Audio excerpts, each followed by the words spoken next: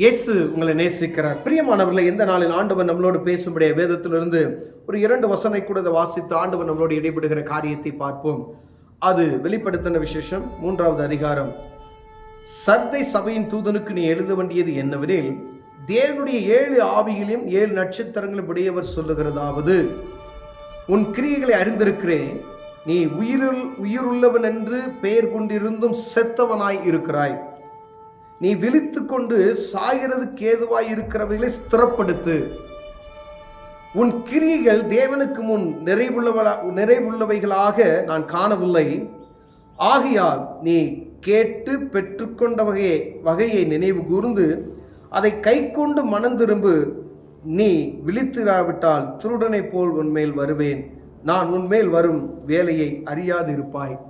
பிரியமானவர்களே, ஒவ்வொரு சபையும் இந்த 7 சபைகளுக்கு எழுதும்போது சர்தை சபையின் தூதனுக்கு நீ எழுத வேண்டியதாவது என்று சொல்லி யோவானுக்கு வெளிப்படுத்த அந்த தீர்க்க தரிசன வார்த்தைகள், அங்கு சொல்லப்படுகிற ஒரு காரியத்தை ஆண்டவர் உரைக்கிற சத்தத்தை நீ எழுது என்று எழுதியிருக்கிறார். நீ விழித்து கொண்டு சாகிறதுக்கு ஏதுவாய் இருக்கிறவர்களை ஸ்திரப்படுத்து. நீ விழித்து கொண்டு சாகிறதுக்கு ஏதுவானவர்களை நீ ஸ்திரப்படுத்து. அதுக்கு முன்பதாக எழுதப்பட்டிருக்கிறது, உன் கிரியைகளை அறிந்திருக்கிறேன். நீ உயிருள்ளவன் என்று பெயர் கொண்டிருந்தும் செத்தவனாயிருக்கிறாய். நான் நிற்கிறேன் என்று சொல்லுகிறவன் விழுந்து போகாதபடிக்கு எச்சரிக்கையாய் இருக்கும்படியாய் அப்படின்ற ஒரு வார்த்தை உண்டு. அதே போல நான் ஆவிக்குரிய மனிதன் என்று சொல்லிக்கொண்டு ஜீவனோடு இருக்கிறேன், எனக்குள்ள ஆவி இருக்கிறது என்று சொல்லிக்கொண்டு ஆனால் செத்தவனை போல உன்னை நான் பார்க்கிறேன் என்று ஆண்டவர் சொல்லுகிறார். நீ உயிருள்ளவன் என்று சொல்லுகிறாய், நீ செத்தவனை போல இருக்கிறாய். ஒரு ஜீவனுள்ள மனிதன் அவன் நடமாடுவான். அதே போலதான் ஆண்டவர் சொல்லுகிறார், நீ உயிருள்ளவன் என்று சொல்லிக்கொண்டு செத்தவனை போல கிடக்கிறாயே. அப்ப நீ அலைந்து திரிகிற அனுபவம் உனக்கிட்ட இல்லை. நீ கேட்டு பெற்றுக்கொண்ட அந்த காரியத்தை குறித்ததான அக்கறை உன்னிட்ட இல்லை.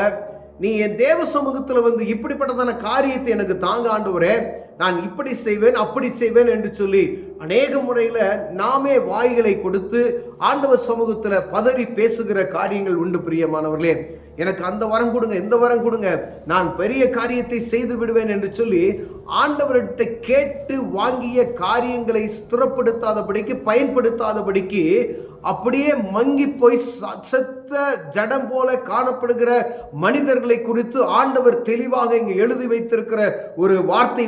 பிரியமானவர்களே, நான் உன் காரியங்கள் எல்லாத்தையும் நான் அறிஞ்சிருக்கிறேன், உன் கிரியெல்லாம் அறிஞ்சிருக்கிறேன், நீ செய்கிற செயல்லாம் நான் பார்க்கிறேன். ஆனாலும் உன் மேல ஒரு குறைவுண்டு. நீ உயிர் உள்ளவன் என்று சொல்லிக்கிட்டு இருக்கிற, பெயர் கொண்டு இருக்கிறதும் செத்தவனாய் இருக்கிறாய். உன் ஆவிக்குரிய வாழ்க்கை செத்து போய்விட்டது, நீ ஜீவனற்று போய் இருக்கிறாய் என்று தேவன் சொல்லுகிறார். பிரியமானவர்களே, ஆனாலும் ஆண்டவர், நீ செத்து போய் கிடக்கிற, உன் ஆவிக்குரிய வாழ்க்கை மரிச்சு போயிட்ட, ஜீவன் இல்லாமல் இருக்கிறது, அதை நீ பாருங்க. ஆண்டவர் சொல்றாரு, அப்படிப்பட்ட ஒரு மனிதனை பார்த்து தீர்க்க தரிசனமான வார்த்தை, இது கடைசி காலமாய் இருக்கிறபடினால் மீண்டுமாய் உனக்கு ஒரு வாய்ப்பை கொடுக்கிறேன் என்று சொல்லி ஆண்டவர் பாருங்க, நீ விழித்து கொண்டு. ஐயா, இந்த வார்த்தைகளை கேட்டுக்கொண்டு இருக்கிற அன்பு சகோதரனை சகோதரியே, நாம் ஆவிக்குரிய மனிதனாய் இருந்து சில நேரங்களில் நம்முடைய மாம்ச எண்ணங்கள்ல ஓடிக்கொண்டு அநேக நேரங்களில் ஆவிக்குரிய வாழ்க்கையை சாகடித்து விட்டு அப்படியே உலக மனிதர்களைப் போல அப்படியே சும்மா இருப்போம். பார்த்தீங்களா? அப்படிப்பட்ட ஜனங்களை பார்த்து, அப்படிப்பட்ட ஆவிக்குரிய மனிதர்களை பார்த்து ஆண்டவர் சொல்லுகிறார், நீ ஆவிக்குரிய வாழ்க்கையில செத்து போய் கிடக்கிற, நீ நடித்து கொண்டு இருக்கிற, எனக்குள்ள ஆவி இருக்கிறது என்பது போல நீ உணர்வுள்ளதை போல மற்றவங்கிட்ட நீ பேசிக்கிட்டு இருக்கல, உனக்குள்ள ஆவி இல்லாதபடிக்கு நீ ஜீவனற்று போய் கிடக்கிறதை நீ மறந்து விட்டாய். ஆனாலும் உனக்கு ஒரு மீண்டுமாய் ஒரு வாய்ப்பை நான் கொடுக்கிறேன் என்று சொல்லி ஆண்டவர், நீ விழித்து கொண்டு விழித்திரு, தெளிந்த பத்தியவனாய். டக்குன்னு நீ இந்த வார்த்தையை கேட்கும் போது தெளிந்து கொள். யாரோ ஒரு ஊழியக்கார மூலமா கூட பேசியிருக்கலாம், நீங்க வேத புத்தகத்தை வாசிக்கும் பொழுது பேசியிருக்கலாம். ஒருவேளை ஆண்டவர் இந்த சத்தத்தை உங்களுக்கு காதுல கேட்குவதற்கு ஒருவேளை உதவி செய்தாரானால், அப்படிப்பட்ட ஆவியானவர் உங்களோடு பேசுகிற வார்த்தைகளை மீண்டுமாய் ஆண்டவர் உங்களோடு பேசுகிறதற்காய் நீ விழித்து கொண்டு இரு அப்படின்னு சொல்றார். நீ விழித்து கொண்டு சாகிறதுக்கு ஏதுவான இருக்கிறவைகளை ஸ்திரப்படுத்து. ஆவிக்குரிய வாழ்க்கையில சாகிற நிலைமையில கடக்கிற அப்படிப்பட்டதான ஆட்களை நீ பிடித்து நீ உயிர் பெற செய்வீரா அப்படின்னு சொல்றார். நீ ஆவிக்கு இந்த ஆவிக்குரிய ஆவிக்குரிய உயிர்மீச்சு வேற, ஆனா சரீரத்தினுடைய ஜீவன் ஆத்தும் அது வேற. நீ ஆவிக்குரிய வாழ்க்கையை குறித்து ஆண்டவர் இங்க பேசுகிறார். நீ என்னை அறிந்து கொண்டு ஆவியில நீ ஆண்டவர் கொடுத்த அந்த பரிசுத்த ஆவியின் அபிஷேகத்தை பெற்று அது செத்து போட்ட அந்த ஆவியை உயிர்ப்பிக்கணும் அப்படின்னு சொன்னா, நீ விழித்திருந்து நீ புரிந்து கொள் மத, நீ எழுந்திருந்து சாகுதற்கு ஏதுவாய் இருக்கிறவைகளை நீ ஸ்திரப்படுத்து. நீ எப்படி இருந்தையோ அதே போல அநேக பேர் மரித்து போகிற ஒரு சூழ்நிலையில காணப்படுகிறாங்க. ஆவிக்குரிய வாழ்க்கையில அவர்கள் பின்மாரிக்குள் போய்கொண்டே இருக்கிறார்கள். காலம் கடைசி ஆகிவிட்டது. உணர்வற்று போய் இருக்கிற ஜனங்கள் அநேக பேர் உண்டு. அதை அறிய விடாதபடிக்கு பிசாசானவன் கண்களை கட்டி வைத்திருக்கிறான். அப்படிப்பட்ட ஜனங்களுக்கு நீ ஒரு உணர்வின் ஆவி அவர்களுக்குள் வைக்கும்படியாய் அப்படிப்பட்டவர்களை நீ ஸ்திரப்படுத்து என்று சொல்லுகிற சத்தத்தை நாம் கேட்க முடிகிறது. பிரியமானவர்களே, எத்தனை பேர் இந்த சத்தத்தை கேட்கிறீர்களோ, ஒருவேளை என்னுடைய ஆவிக்குரிய வாழ்க்கை செத்து போய் கிடக்கிறது. ஒவ்வொரு மனிதனுக்குள்ள காணப்படுகிற ஆவிக்குரிய வாழ்க்கையை அலசி ஆராய்ந்து பார்ப்போமையினால் அது ஜீவனற்று போய் இருக்கிறது. ஆனால் ஜீவனை பெற்ற உங்களுக்கு ஆண்டவர் சொல்லுகிறார், நீ ஸ்திரப்படுவது மாத்திரம் அல்ல, அநேக பேர் செத்து கொண்டிருக்கிற ஜனங்களை ஸ்திரப்படுத்துவதற்காக நீ ஆயத்தமாகு. ஆண்டவர் சொல்றார். அநேக ஜனங்கள் பின்மாற்றத்துக்குள்ளாக தள்ளப்பட்டு கொண்டிருக்கிறார்கள். ஏன்னா வஞ்சிக்கப்படுகிற காலம் சமீபமாய் இருக்கிறது. அவருடைய வருகை வந்து கொண்டிருக்கிறது. பிரியம் எந்த நேரத்தில் வரும் யுத்தங்களின் செய்திகளும் கேட்டுக்கொண்டிருக்கிற நாம் அவருடைய சத்தத்துக்கு செவி கொடுக்காமல் இருப்போமைனால் வேத புத்தகத்தை கையில் எடுத்து எத்தனை நாட்கள் ஆகிவிட்டது. நீங்க தேவ சமூகத்தில் அமர்ந்து தனியா உட்கார்ந்து ஜெபித்து எத்தனை நாட்கள் ஆகிவிட்டது. கடமைக்கா எல்லாரும் வழிபடுகிறது போல 5 நிமிஷம் ஆண்டவரே என்னை பாரும் என்று சொல்லிவிட்டு போகிற கூட்டத்தின் மத்தியில் வாழ்ந்து கொண்டிருக்கிறோமா?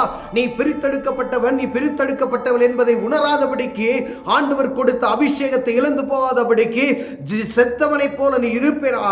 அப்படிப்பட்ட ஆட்களுக்கு ஆண்டவர் சொல்லுகிறார், நீ நடித்துக் கொண்டு இருக்கிறாய், நீ செத்து போயிருக்க ஒரு ஆவிக்குரிய வாழ்க்கை ஒரு வாய்ப்பு தரேன், நீ மீண்டும் உயிர் பெற்று பெற்றுக் கொள்ளு.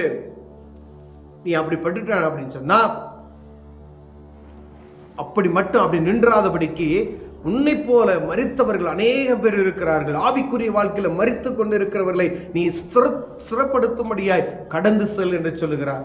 வேலை நமக்கு நம்மளே சரியில்லை, அவங்கள போய் என்னையா சொல்றது? முதல் ஆண்டவர் சொல்ற, நீ ஸ்திரப்படு, நீ விழுத்துரு, நீ எழுந்துரு. இந்த வார்த்தை கேட்டதுமே நீ ஒரு தெளிர்ச்சி உனக்குள்ள உண்டாகணும்னு சொல்றாரு. எழுந்துரு, அமர்ந்திருக்காதே, சோம்பேறித்தனத்திலிருந்து எழுந்துரு, முடங்கி படுக்காதே, எழுந்துரு. இது கடைசி காலம். இது தூங்குகிற நேரம் அல்ல, இது ஓய்வெடுக்கிற நேரம் அல்ல. யுத்த நாட்கள். இப்ப தூங்குவதற்கான வேலை அல்ல. ஒரு யுத்தத்தில் இருக்க மனிதன் தூங்கினால் அவ்வளவுதான், வாழ்க்கை போச்சு. அதே போலதான் ஆண்டவர் அவரை முன்குறித்து அழைக்கப்பட்ட ஆண்டவருடைய பிள்ளைகளை அவருடைய ராஜ்யத்தை வருகைக்காய் முன்குறித்து பிரசங்கிக்க முடியாது தெரிந்து கொள்ளப்பட்ட ஒவ்வொருவருக்காக ஆண்டவர் சொல்லுகிறார், ஆவிக்குரிய வாழ்க்கையில செத்து கிடந்தீர்களா, நீ உயிர் மீட்சி பெற்றதும் அல்லாதபடி நீ போய் கடந்து சென்று சாவுக்கு எதுவாய் இருக்கிற ஜனங்களை மீண்டுமாய் உயிர்ப்பிச்சு எழுப்பிவிடு என்று சொல்லுகிற சத்தத்தை ஆண்டவர் சொல்லுகிறார். பிரியமானவர்களே, உன் கிரியைகளை தேவனுக்கு முன்பு நிறைவுள்ளவைகளாய் நான் காணவில்லை. நீ செய்கிற கிரியைகளை ஆண்டவருக்கு முன்பதாய் நிறைவுள்ளதாய் நான் காணவில்லை. நம்ம கேட்டு வாங்கிய அநேக பேர் பாருங்களேன், எனக்கு அந்த வல்லமை தாங்க, இந்த காரியத்தை தாங்க ஆண்டவரே, என்ன செய்வோம் எல்லாம் அப்படின்னா நான் இப்படி செஞ்சிருவேன், அதை கொடுத்தா நான் இப்படி செஞ்சிருவேன். ஆண்டவர் எல்லாத்தையும் கொடுப்பாரு. ஆனா வாங்கி வச்சுட்டு என்ன செய்வோம்? அப்படியே மறந்து போயிடுவோம். எல்லாம் வந்துருச்சு. ஆனா ஆண்டவர் கொடுத்ததின் நோக்கம் என்ன என்பதை ஆராய்ந்து பார்ப்பதற்காக நீ உட்கார்ந்து, ஆண்டவர் இது எதற்காக எனக்கு கொடுத்தாரு அப்படி நீங்க கேட்கணும். நீங்க கேட்டிருப்பீங்கல்ல, கேட்டு பெற்றுக்கொண்டவைகளாகிய காரியங்களை நீங்கள் மறந்து போய்விட்டபடினாலே உங்கள் மீது ஆண்டவர் குறைச்சல் உள்ளவர்களாய் நான் காணப்படுகிறேன் என்று சொல்லுகிறார். ஆகையால் நீ கேட்டு பெற்றுக்கொண்டவைகளை நினைவு கூர்ந்து, என்னத்தை கேட்டு பெற்றுக்கொண்டீங்க நீ உங்களுக்கு தான் தெரியும், அதை நினைவு கூர்ந்து அதை கை கொண்டு மனம் திரும்பு. நீ விழித்திராவிட்டால் திருடனை போல உன்மேல் வருவேன். அந்த திடீர்னு ஆண்டவர் வருவார். ஒண்ணுமே செய்ய முடியாது, ஒன்னும் பண்ண முடியாது. ஐயா நான் பலவீன, ஒன்னும் பண்ண முடியாது. அதான் ஆண்டவர் சொல்றார், திருடனை போல வருவேன். எப்ப வருவேன்னு தெரியாது, நீ விழித்து கொண்டு இரு அப்படின்னு சொல்றார் ஆண்டவர். நீ ஜாக்கிரதையாயிரு, எச்சரிக்கையாயிரு. இது சாதாரணமான சத்தம் அல்ல.